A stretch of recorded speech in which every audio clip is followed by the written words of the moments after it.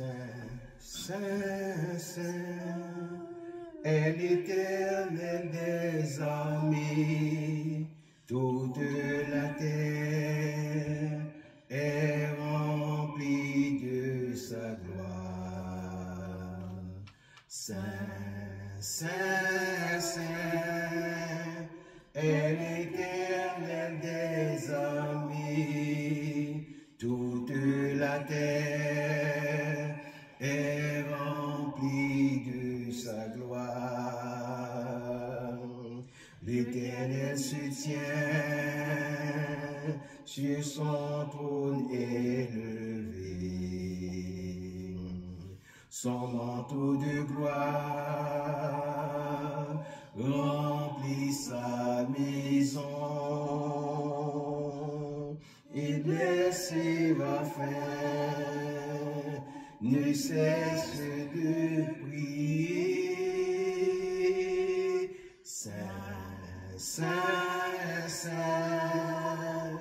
est l'Éternel des armées, toute la terre est remplie de sa gloire.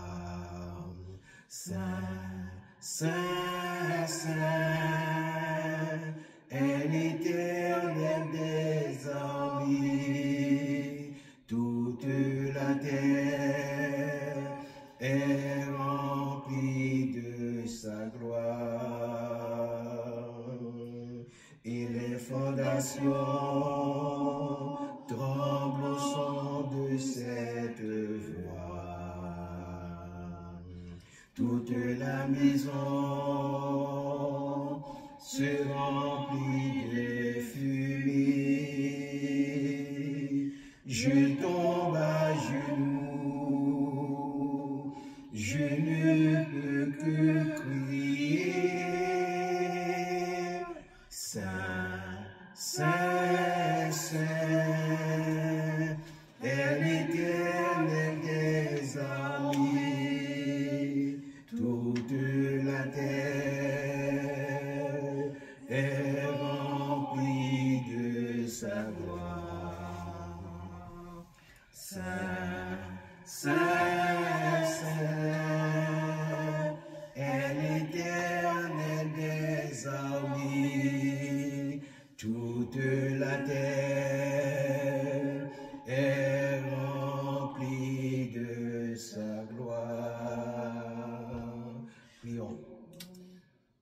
Notre Dieu, notre Père céleste, nous voici devant toi ce matin pour t'apporter un culte de louange, un culte d'adoration, Père.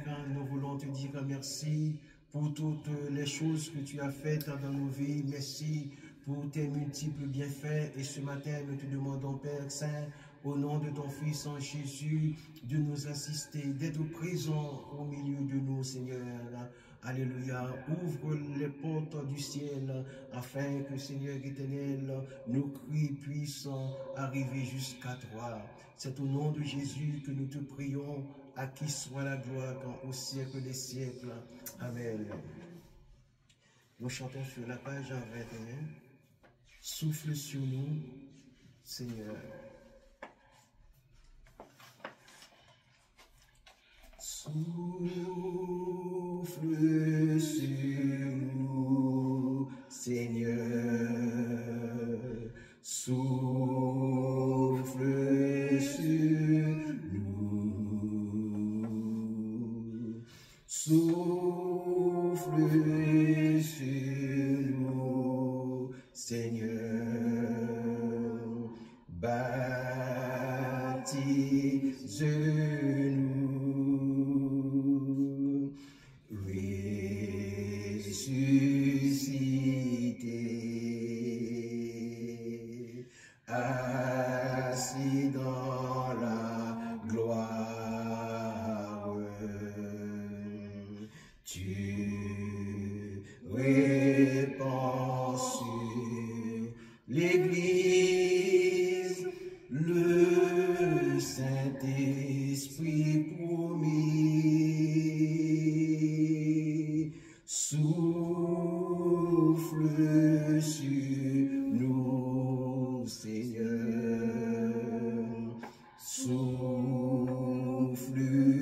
sur nous.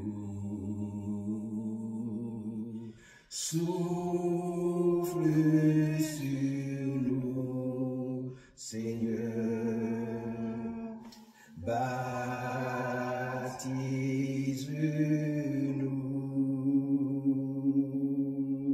pour tous les tiens, pour ton peuple qui attend.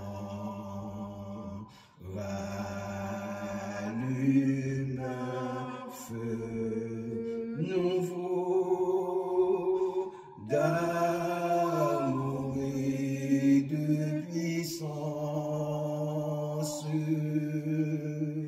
Souffle sur nous, Seigneur. Souffle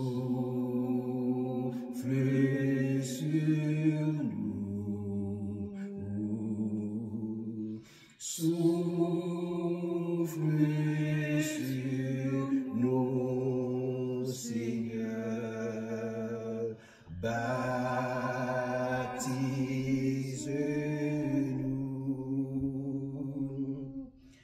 pour le salut de tout un monde qui périt, pour annoncer la vie et parler de la croix.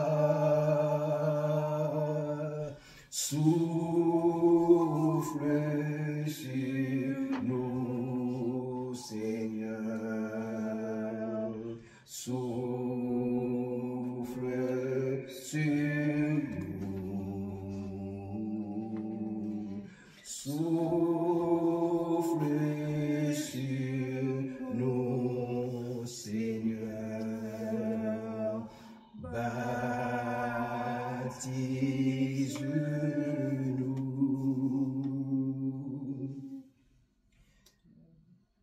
Que l'esprit de vérité vienne sur nous maintenant pour que nous puissions te ressembler et savoir prier.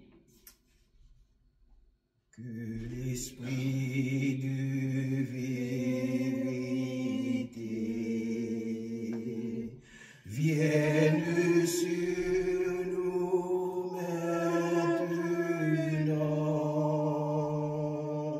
pour que nous puissions te ressembler et savoir prier.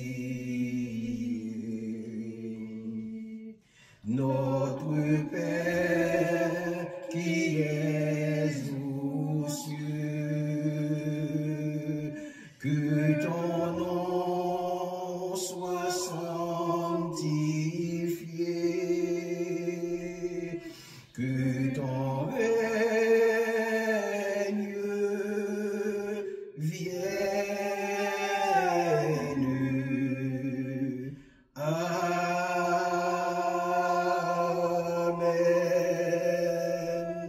Que ton règne vienne. Que ton règne vienne. Que ta volonté soit faite dans nos vies.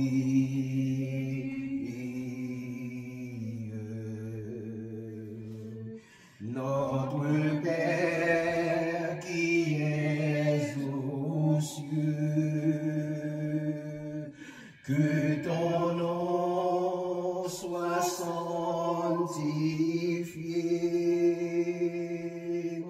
Donne-nous aujourd'hui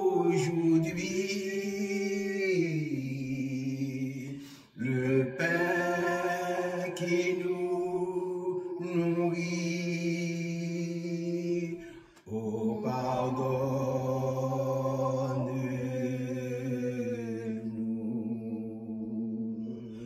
Oh, pardonne-nous.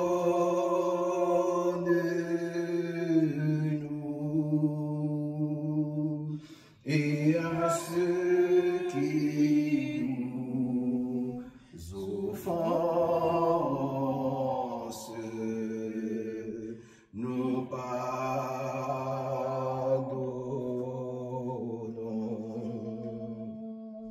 Notre Père qui es aux cieux,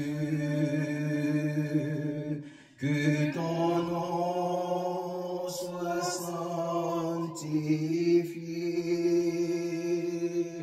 Délivre-nous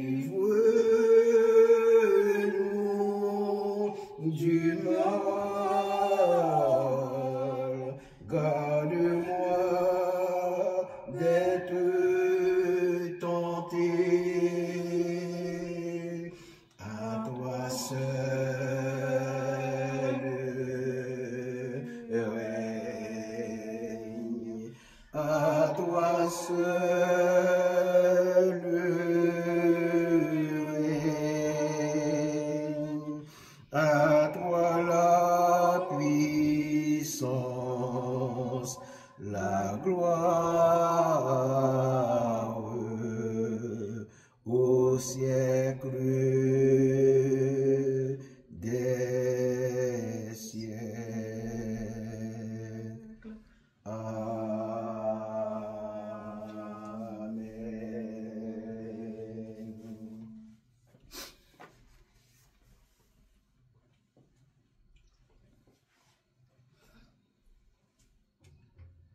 Seigneur éternel, à notre Dieu, voici le moment venu où ton serviteur va présenter ta parole, Père, quand nous te demandons d'ouvrir les cœurs afin qu'ils soient réceptifs à cette parole. Nous te demandons de la bénir, Seigneur, afin qu'elle porte du fruit pour la gloire de ton nom. Amen. Merci Seigneur. C'est dans le livre d'Ésaïe, chapitre 40, que nous allons faire une lecture. Nous lisons les 4 premiers versets d'Ésaïe.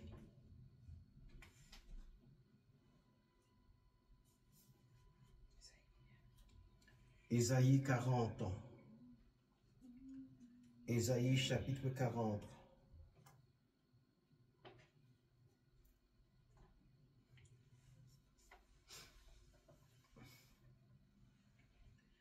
Consolez, consolez mon peuple, dit votre Dieu.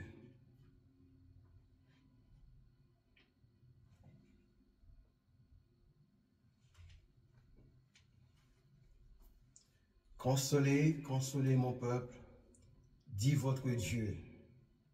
Parlez au cœur de Jérusalem et criez-lui que sa servitude est finie, que son iniquité est expiée, qu'elle a reçu de la main de l'Éternel au double de tous ses péchés.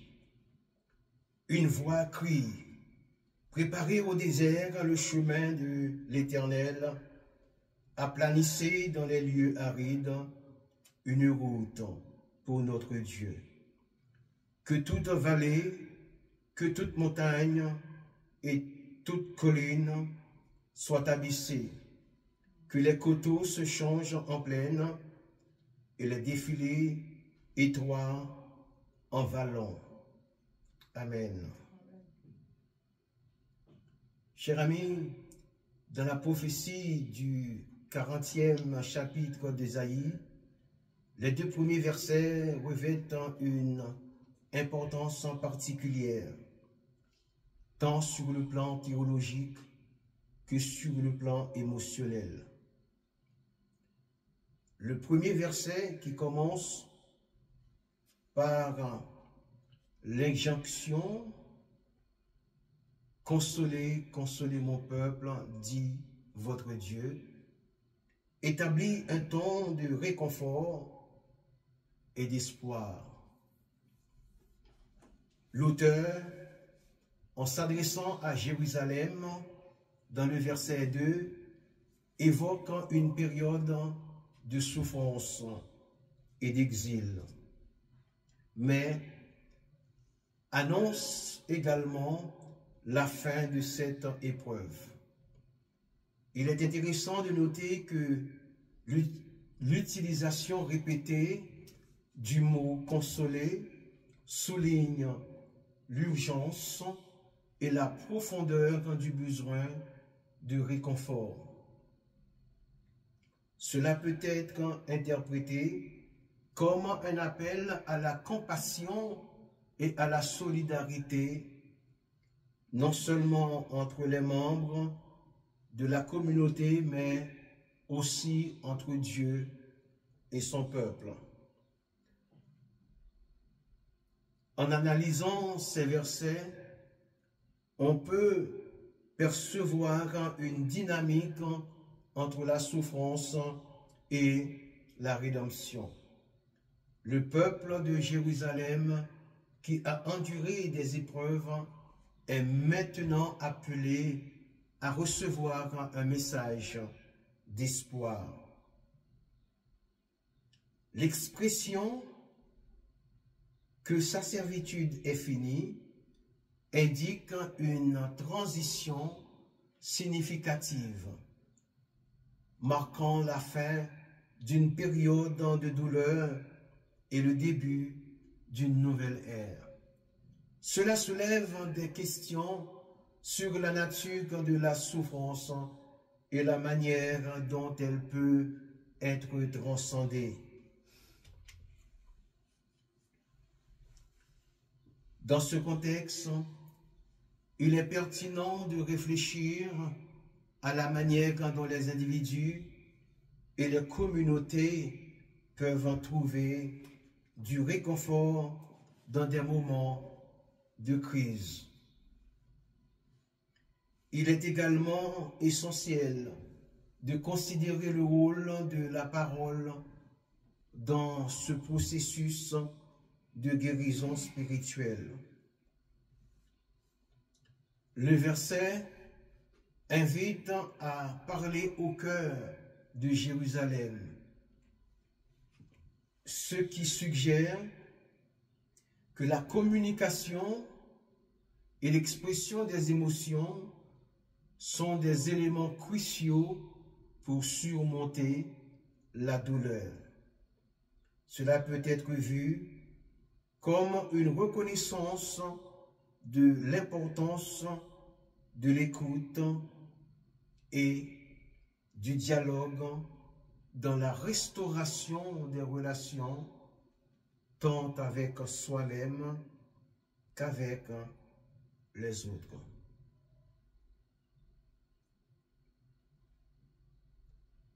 En tant qu'individu, on peut ressentir une profonde empathie pour ceux qui ont traversé des épreuves similaires.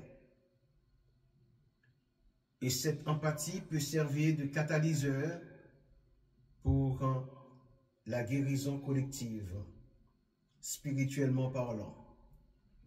En somme, les deux premiers versets d'Ésaïe 40 ne se contentent pas d'annoncer un message de réconfort, mais ils invitent également à une réflexion plus profonde sur la souffrance, la rédemption et le pouvoir de la parole de Dieu.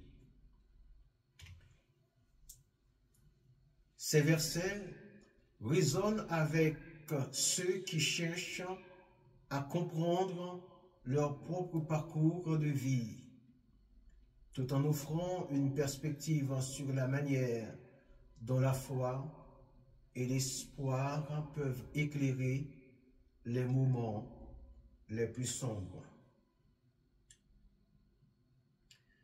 La richesse de ce texte réside dans sa capacité à toucher le cœur des individus en les incitant à envisager la possibilité d'un avenir meilleur, même après les périodes les plus difficiles. Les mots qu'elle a reçus de la main de l'Éternel résonnent avec un profond sentiment de justice divine. Là, je parle de Jérusalem. Une prise de conscience qui transcende l'entendement humain. Cette affirmation, évoquant le poids du péché et ses inévitables conséquences, l'expression de la main de l'Éternel, évoquant immédiatement une intervention divine, une force puissante, échappant à tout contrôle humain. L'image de la main de l'Éternel, exerçant son châtiment, portant un poids à la fois terrifiant et impressionnant. On ne peut s'empêcher de s'interroger sur les implications de la phrase qui souligne « au double de tous ses péchés ». Au double de tous ses péchés.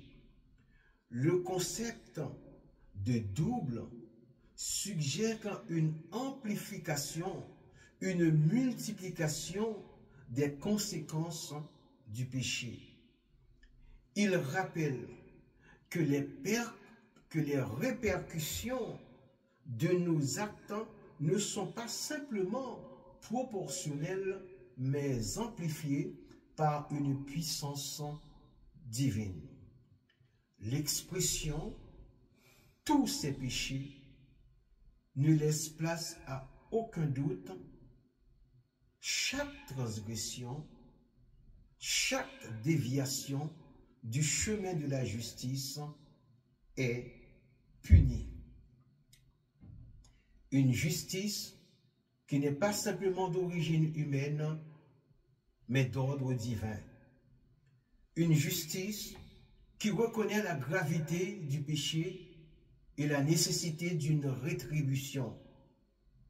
Pourtant, dans ce sentiment de justice se cache aussi une lueur d'espoir. Le simple fait de recevoir le châtiment de la main de l'Éternel suggère une possibilité de rédemption, une possibilité de réconciliation. C'est un rappel que même face à nos fautes, il existe une possibilité de grâce et de pardon. Alléluia. Heureusement que ça existe en Dieu. Les mots qu'elle a reçus de la main de l'Éternel au double de ses péchés ne sont pas une simple déclaration de châtiment, mais plutôt une réflexion sur la relation complexe entre l'humanité et l'Éternel notre Dieu.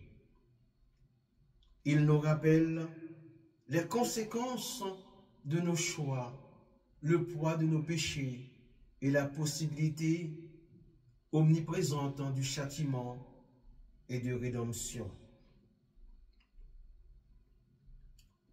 C'est Jean-Baptiste qui est concerné par cette prophétie d'Ésaïe 40 selon l'évangéliste Matthieu pour préparer la voie spirituelle du peuple pour Jésus. Matthieu, dans son livre, dans son chapitre 3, verset 3, un verset clé du Nouveau Testament, se situe dans le contexte de cet évangile où il est fait mention de Jean-Baptiste, une figure centrale dans la préparation de la venue de Jésus-Christ.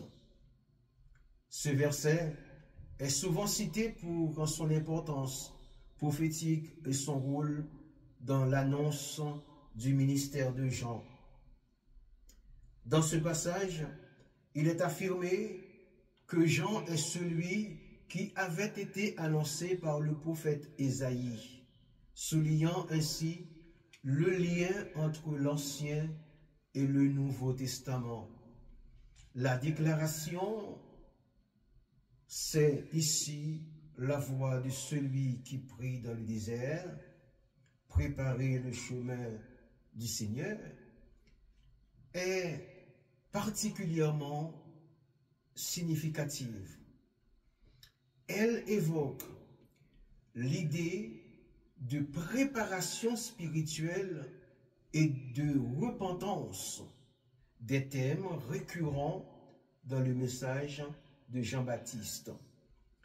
En tant que précurseur du Christ, Jean-Baptiste est présenté comme un messager dont la mission est de préparer le peuple à accueillir le royaume des cieux. Alléluia. Ce verset, par son contenu, invite à une réflexion sur la nécessité de préparer intérieurement, de se préparer intérieurement pour recevoir un message divin. Dans une analyse plus approfondie, il est intéressant de noter comment ce verset s'inscrit dans un cadre narratif plus large. Jean-Baptiste apparaît dans le désert de Judée, un lieu symbolique qui représente souvent l'isolement et la purification. Ce choix de lieu n'est pas anodin. Il souligne l'importance de la solitude et de la contemplation dans le processus de repentance. La voix crie dans le désert peut être interprétée comme un appel urgent à la transformation personnelle. Un terme qui résonne profondément dans la spiritualité chrétienne. En outre, le verset met en lumière la continuité entre les prophéties anciennes et leur accomplissement dans le Nouveau Testament.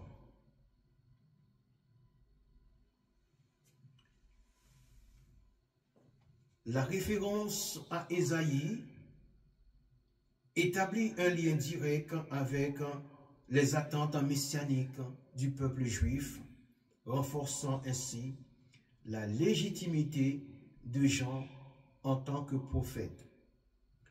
Ce passage illustre comment les écritures hébraïques sont intégrées dans le récit chrétien, créant une toile de fond riche en signification et en implications théologiques.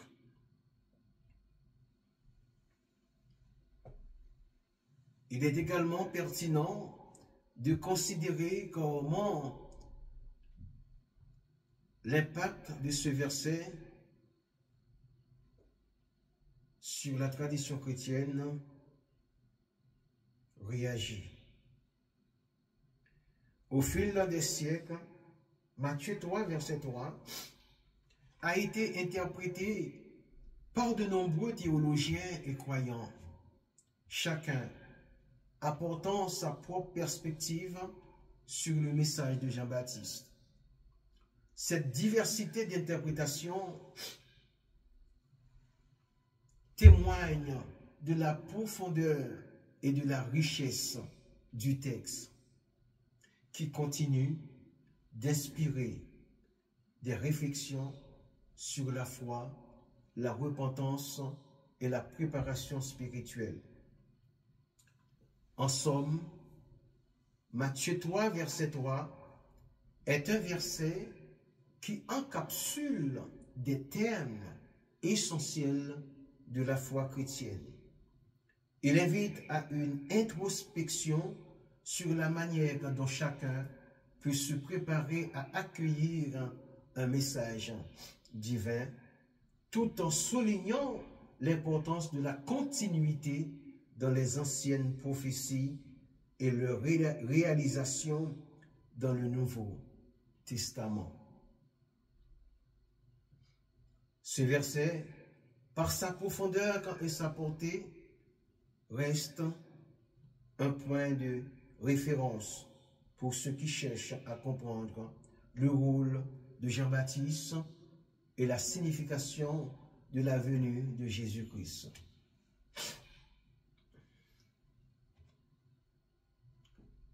Une voix crie dans le désert, un appel puissant qui résonne à travers les âges dans Ésaïe 40, verset 3. Il est proclamé, préparez au désert le chemin de l'Éternel, aplanissez dans les lieux arides une route pour notre Dieu. Ce verset évoque une préparation spirituelle et physique pour la venue du Seigneur. Dans un premier temps, il est essentiel de comprendre le contexte historique et culturel de ce passage. Ésaïe, un prophète majeur de l'Ancien Testament, s'adresse à un peuple en exil, désespéré et en quête de réconfort. La voix qui crie représente non seulement un messager, mais aussi l'espoir d'une restauration. La mention du désert, un lieu souvent associé à l'isolement et à l'épreuve, devient un symbole de purification et de renouveau. En analysant le texte, on peut observer que l'instruction de préparer le chemin, entre guillemets, implique une action collective. Les vallées doivent être exaucées, les montagnes abaissées et les sentiers tortueux aplanis. Cette métaphore de la transformation du paysage physique peut être interprétée comme une invitation à la transformation intérieure. Les obstacles, qu'ils soient spirituels ou émotionnels, doivent être surmontés pour accueillir la présence divine. Il est intéressant de noter que cette préparation n'est pas seulement une tâche individuelle, mais un appel à la communauté.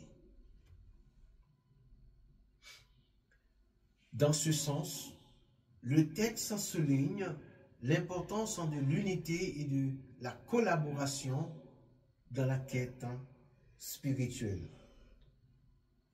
La voix qui crie devient ainsi un catalyseur pour l'action collective, incitant chacun à participer à la création d'un chemin accessible pour Dieu. En outre, la répétition de l'idée de préparation dans le verset souligne son importance. La préparation n'est pas un acte ponctuel, mais un processus continu. Cela invite donc à une réflexion sur la manière dont chacun peut, au quotidien, aplanir les chemins de sa vie pour accueillir des expériences spirituelles plus profondes, et j'en passe. Ainsi, Ésaïe 40, verset 3, ne se limite pas à un simple appel à la préparation physique, mais s'étend à une invitation à la transformation personnelle et communautaire. La voix qui crie dans le désert résonne encore aujourd'hui, rappelant à chacun la nécessité de se préparer, tant intérieurement qu'extérieurement, pour accueillir ce qui est divin. Cette perspective offre une richesse d'interprétation et d'application, invitant à une exploration continue de la foi et de la spiritualité. Alors, Ésaïe 40, verset 3, par sa profondeur et sa portée, incite à une réflexion sur la préparation spirituelle et la transformation personnelle. La voix qui crie dans le désert demeure un symbole puissant d'espoir et de renouveau, encourageant chacun à participer activement à la création d'un chemin pour l'Éternel, notre Dieu. Dans les versets 4 et 5, un message puissant est transmis, évoquant des thèmes de transformation et de préparation.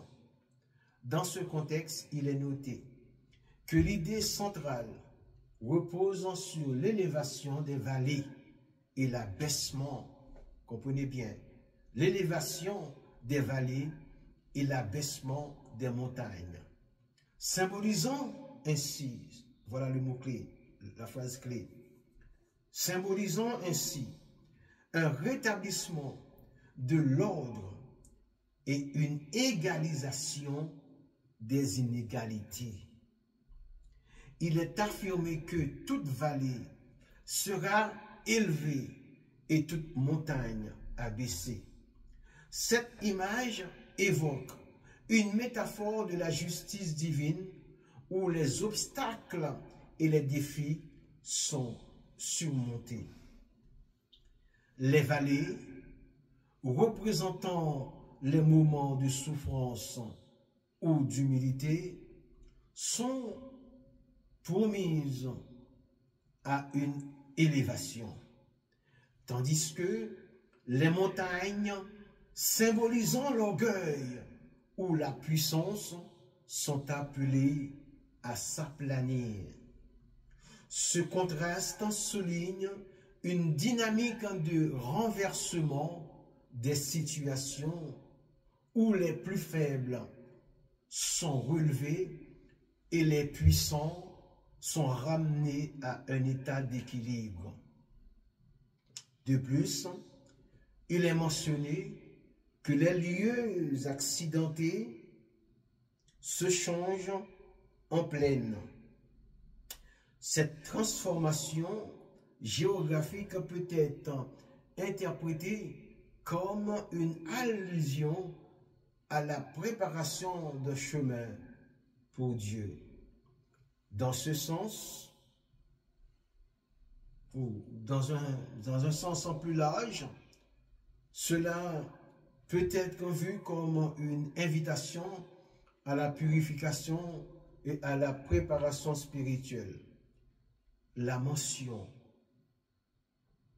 entre guillemets, défilé étroit, se transformant en vallon, renforce l'idée que les chemins difficiles peuvent être adoucis, permettant ainsi un accès plus facile à la réceptivité des paroles divines. La gloire de l'Éternel est également promise de se révéler, ce qui suggère que cette transformation n'est pas seulement physique, mais aussi spirituelle. La révélation de la gloire divine est souvent associée à des moments de grande importance dans la tradition biblique où la présence de Dieu est manifestée de manière intangible. Cela incite à réfléchir sur la manière dont les croyants peuvent se préparer à accueillir cette gloire dans leur propre vie. Alléluia. En somme, les versets 4 et 5 d'Ésaïe 40 présentent une vision d'espoir et de renouveau. Les promesses d'élévation et de transformation résonnent profondément, invitant à une réflexion sur les défis personnels et collectifs. La préparation du chemin pour l'Éternel devient une métaphore puissante pour la quête de justice, d'humilité et de spiritualité. Ces versets, par leur richesse symbolique, continuent d'inspirer, de guider ceux qui cherchent à comprendre leur place dans un monde en constante évolution. Parallèlement, Matthieu 3, versets 4 à 7, est une scène significative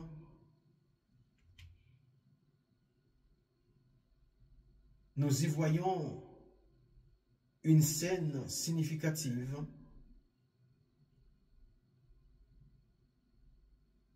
mettant en lumière l'apparition de Jean-Baptiste, un personnage central dans le récit évangélique. Jean-Baptiste est présenté comme un prophète qui prêche dans le désert de Judée, appelant les gens à la repentance. Il proclame que le royaume des cieux est proche. Une déclaration qui résonne profondément dans le contexte religieux de l'époque.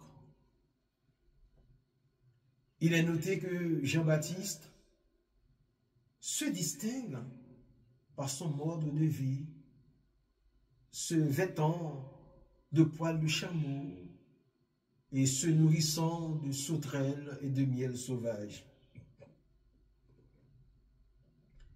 Cette image de simplicité et de renoncement au plaisir matériel souligne son rôle de précurseur préparant le chemin pour la venue de Jésus, le Christ. La description de son apparence et de son alimentation peut être interprétée comme un symbole de son engagement spirituel et de sa mission divine. Les foules qui viennent à lui pour être baptisées sont décrites comme confessant leurs péchés, ce qui indique un mouvement collectif vers la purification et la rédemption. Ce phénomène de baptême pratiqué par Jean est un acte symbolique de purification, marquant un tournant dans la vie spirituelle des participants. La mention des pharisiens et des sadducéens qui viennent également se faire baptiser introduit une tension dans le récit. Jean les interpelle avec force, les qualifiant de race de vipères, ce qui suggère une critique de leur hypocrisie et de leur manquant de véritable repentance.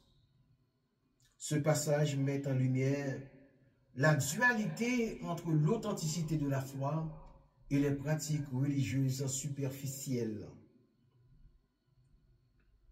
La réaction de Jean face à ces leaders religieux souligne l'importance d'une repentance sincère plutôt que d'une simple conformité au rituel. En utilisant un langage fort et provocateur, Jean-Baptiste appelle à une transformation intérieure, une exigence qui résonne encore aujourd'hui dans les discours religieux contemporains. Ainsi, les versets 4 à 7 de Matthieu 3 illustrent non seulement le rôle de Jean-Baptiste en tant que précurseur de Jésus, mais aussi les thèmes universels de la repentance, de la purification et de l'authenticité spirituelle. Ce message invite à une réflexion sur la nature de la foi et sur la manière dont les individus peuvent répondre à l'appel et à la transformation personnelle. La dynamique entre Jean et les foules, ainsi que sa confrontation avec les autorités religieuses, crée un tableau riche et complexe qui continue d'inspirer et de provoquer des réflexions sur la spiritualité et la moralité. Nous commentons maintenant les versets 8 à 12 de Matthieu, chapitre 3.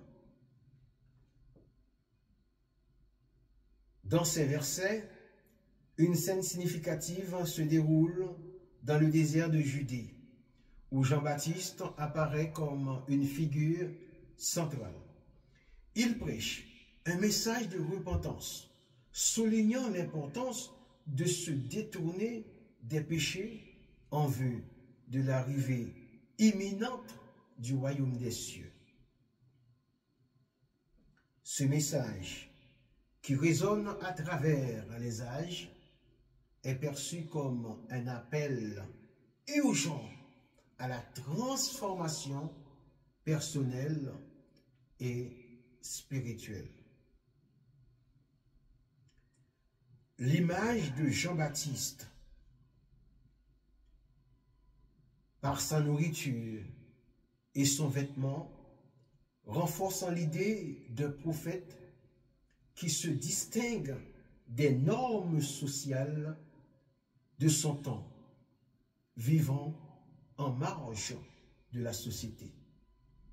Son rôle est d'annoncer la venue de celui qui est plus puissant que lui, une référence à Jésus le Christ, qui est attendu comme le Messie. Le passage incite sur la nécessité de produire des fruits dignes de la repentance. Cette exhortation implique que la simple déclaration de foi ou d'appartenance à une lignée comme celle d'Abraham ne suffit pas. Au contraire, une transformation authentique doit se manifester par des actions concrètes. La métaphore de la cognée qui est déjà mise à la racine des arbres évoque un jugement imminent soulignant l'urgence de la repentance. Les arbres qui ne portent pas de bons fruits seront coupés et jetés au feu. Une image puissante qui illustre les conséquences de l'inaction spirituelle. Dans ce contexte, il est intéressant de noter que Jean-Baptiste ne se contente pas de prêcher la repentance, mais il incarne également ce message par son mode de vie. Cela soulève des questions sur l'authenticité des leaders spirituels et la manière dont leur comportement doit refléter leurs enseignements. La dualité entre le message et le messager est un thème récurrent dans les Écritures. Et ici, elle est particulièrement mise en lumière. Le message de Jean-Baptiste, bien que spécifique à son époque, trouve une résonance dans la quête contemporaine de sens et de transformation spirituelle. La nécessité de produire des fruits dignes de la repentance reste une invitation à l'introspection et à l'action, rappelant à chacun que la foi doit se traduire par des actes concrets. Dans ce chapitre de Matthieu, une scène significative est décrite, marquant un moment crucial dans le ministère de Jésus. Ce texte évoque le baptême de Jésus par Jean-Baptiste, un événement qui revêt une importance théologique et symbolique profonde. Au verset 13, il est rapporté que Jésus se rendit de la Galilée au Jourdain pour être baptisé par Jean.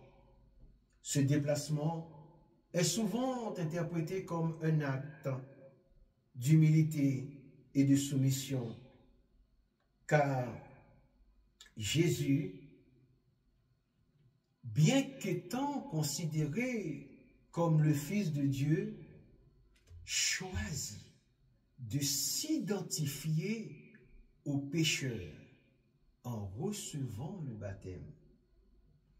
Ce geste peut être perçu comme une manière de montrer l'exemple aux autres, soulignant l'importance de la repentance et de la purification spirituelle.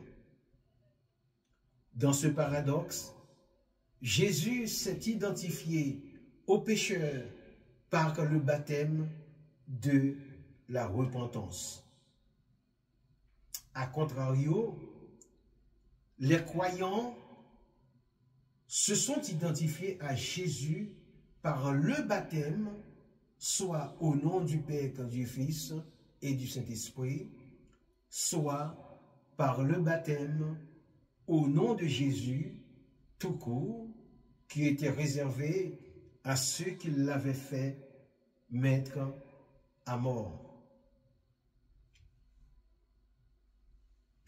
Lorsque Jésus fut baptisé, il remonta de l'eau et à ce moment précis, les cieux s'ouvrirent.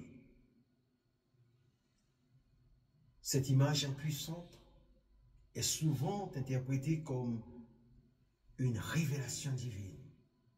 L'Esprit, en tant que manifestation de Dieu, confère à Jésus une autorité spirituelle et une mission divine.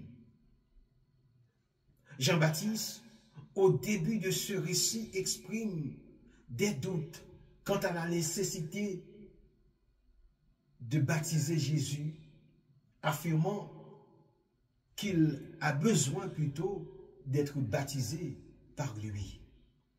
Cette interaction met en lumière la relation entre les deux figures. Jean, en tant que précurseur, reconnaît la supériorité de Jésus, mais il est également confronté à la mission que Dieu lui a assignée. Jésus répond à Jean en déclarant que cela doit se faire pour accomplir toute justice. Cette phrase souligne l'importance de l'obéissance à la volonté divine et à l'accomplissement des prophéties. Aujourd'hui, celles et ceux qui se déclarent prophètes, évêques ou bishops se seront enflés d'orgueil de s'y soumettre comme Jésus l'a fait. Ainsi, le baptême de Jésus est perçu comme un acte d'initiation marquant le début de son ministère public. Il établit également un modèle pour les croyants, illustrant la nécessité de la repentance et de l'engagement envers Dieu.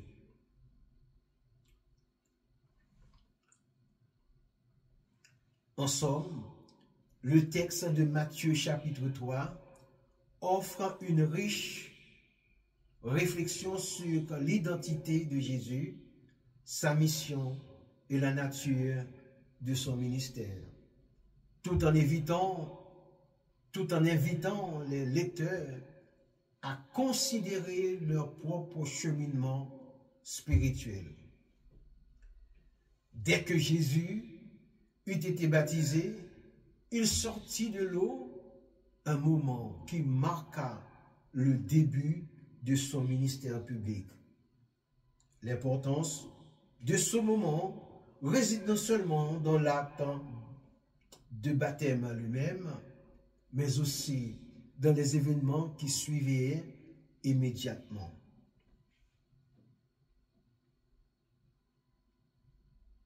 Les cieux s'ouvrirent, comme nous dit le texte.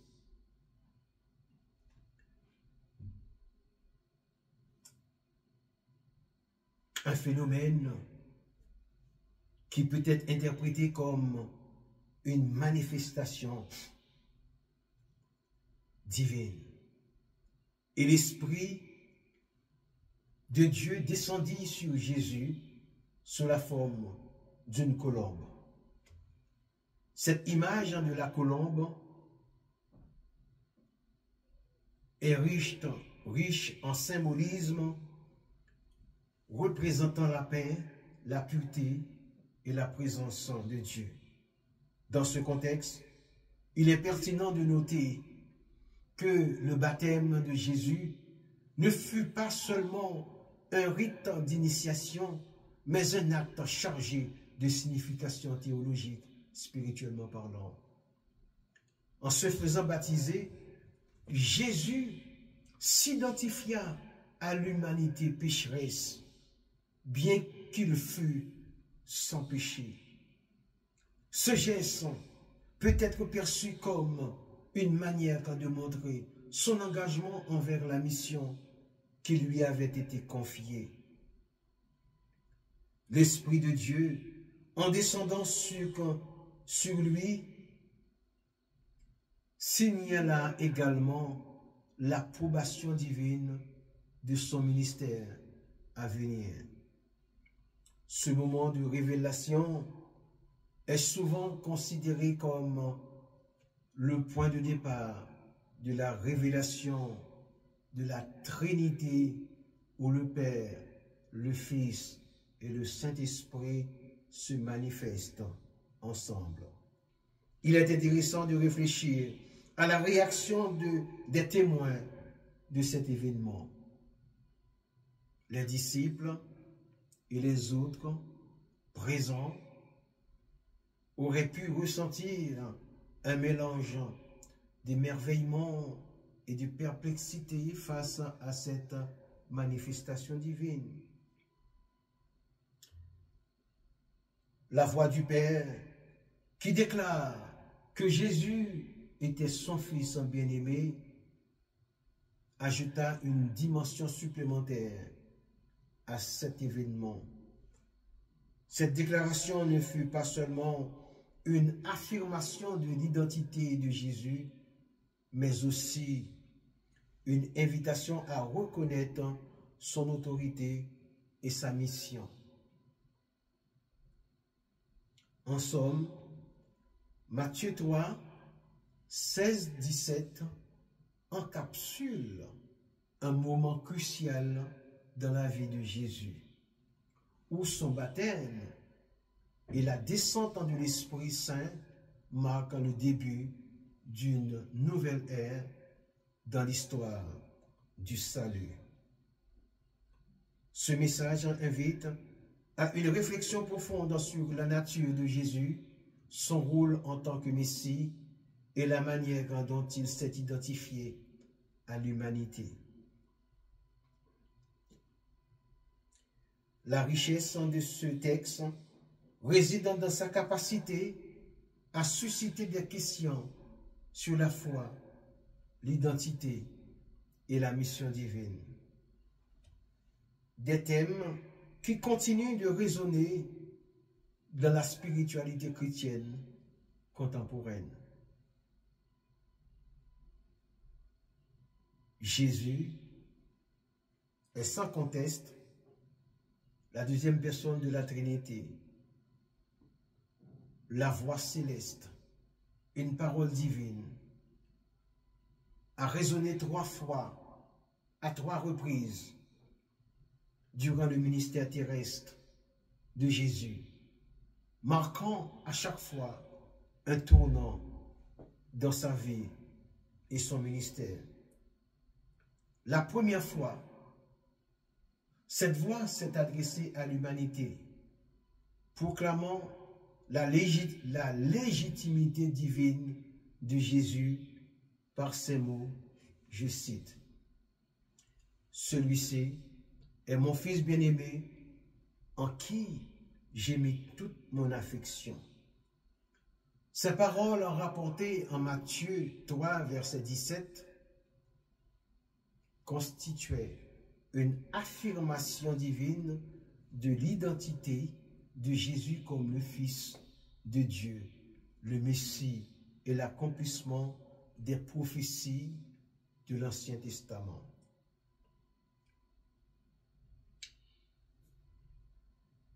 La deuxième fois où la voix du Père se fit entendre, ce fut lors de la transfiguration de Jésus, décrite en Matthieu 17, verset 5. La voix s'est adressée aux disciples présents, déclarant, je cite, « Celui-ci est mon Fils bien-aimé, en qui j'ai mis toute mon affection, écoutez-le. » Cet événement a constitué une puissante confirmation de l'autorité de Jésus et de la nécessité pour ses disciples de prêter attention à ses enseignements. Ce fut un moment de révélation divine qui a fermé leur foi et leur prépare aux défis à venir. La troisième et la dernière fois que la voix céleste s'est fait entendre, c'était lors de la préparation de Jésus à sa passion, comme le rapporte Jean chapitre 12, verset 28. La voix déclare, je cite, « Je l'ai glorifié et je le glorifierai encore. » Cette déclaration, suivie de la prière de Jésus par ces mots, « Père, glorifie ton nom », signifie la gloire imminente qui attendait Jésus malgré les souffrances qu'il allait endurer. Elle soulignait également le dessein divin de son sacrifice, un sacrifice qui mènerait à sa résurrection et à sa victoire ultime sur la mort.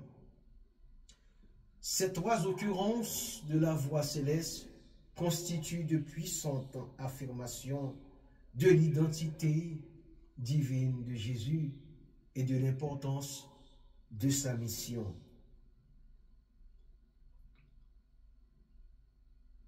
Elle rappelle l'amour du Père pour son Fils et le triomphe ultime du bien sur le mal.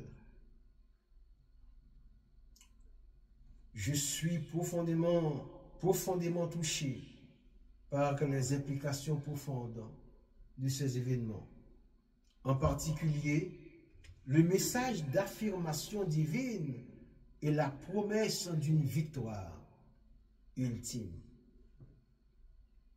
Le message de Jean-Baptiste, comme nous l'avons vu, était un appel à la repentance et à la préparation pour la première venue du Messie. Il appelle à un changement de cœur et un abandon du péché et à un engagement pour une vie de justice aux contemporains de Jésus. C'est un message qui doit résonner profondément en chacun de nous aujourd'hui. Il est toujours valable. Il est toujours valable. Bien qu'il fût adressé avant la crucifixion, ces paroles nous rappellent brutalement la fragilité de nos vies et la fugacité du temps. Nous sommes tous appelés à examiner nos cœurs et nos vies, à nous demander si nous sommes vraiment prêts pour la seconde venue du Seigneur.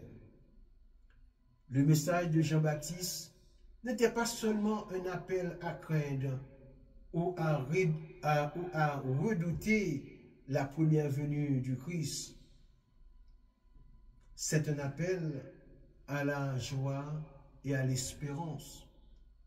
L'arrivée du Messie était un motif de célébration, un moment de rédemption et de renouveau. La question n'est donc pas de savoir si nous acceptons le message de Jean, mais comment nous y répondrons. Allons-nous écouter son appel à la repentance et à la préparation? Saisirons-nous l'occasion de tourner nos vies vers la justice et la sainteté? Je crois que le message de Jean-Baptiste est essentiel pour notre époque. Oui, nous vivons dans un monde souvent marqué par l'égocentrisme, la cupidité et l'indifférence. L'appel de Jean à la repentance et à la préparation est un puissant antidote à cette tendance. Il nous rappelle que nous ne sommes pas seuls, qu'il existe un but supérieur à notre vie et que nous sommes appelés à vivre d'une manière qui reflète l'amour et la miséricorde de Dieu.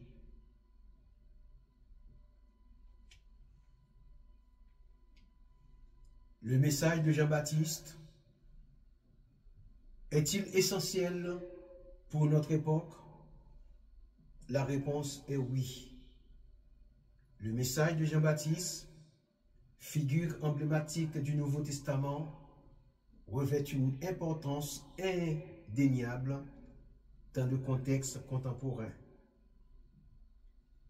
En tant que dernier prophète de l'Ancienne Alliance, il incarne une voix qui appelle à la repentance et à la préparation spirituelle pour la venue du Christ ou pour la seconde venue du Christ ou pour le retour du Christ. Dans une époque marquée par des incertitudes et des crises morales, le message de Jean-Baptiste trouve un écho pertinent, invitant chacun à une réflexion sur sa propre vie et ses valeurs. Jean-Baptiste est souvent perçu comme un précurseur, un homme qui, par son existence même, souligne la nécessité d'un retour à l'essentiel. Sa proclamation, je cite, « Je suis la voix de celui qui crie dans le désert, redressez le chemin du Seigneur. » Cela résonne avec une force en particulier aujourd'hui. Dans un monde où les distractions sont omniprésentes et où les valeurs semblent parfois diluer, cette invitation à redresser les chemins peut être interprétée comme un appel à la prise de conscience et à l'authenticité. Il nous pousse à nous interroger sur notre propre cheminement spirituel et sur la manière dont nous pouvons contribuer à un monde meilleur.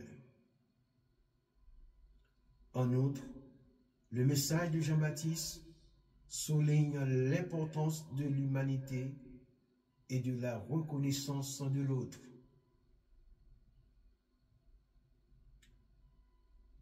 Dans ces interactions, il ne cherche pas à s'imposer, mais plutôt à orienter les regards vers celui qui vient après lui.